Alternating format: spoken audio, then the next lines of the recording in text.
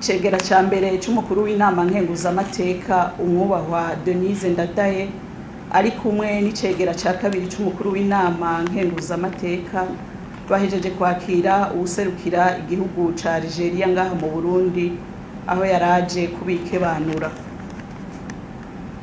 Abo bubahwa baganiriye ahanini ikijanye no gufashanya n'imigenderanire myiza isanzwe iri hagati y'igihugu ca Algeria n'u Burundi, na cane cane mu bijanye n'indero ico gihugu gisanzwe gifashamwo u Burundi.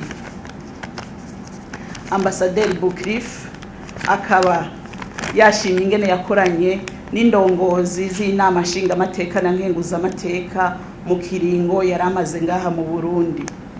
Uwo muboho akaba yemeye ko agiye kubandanya avugira u Burundi haba mu gihugu ciwe canke mu bindi bihugu bazomutumamwo.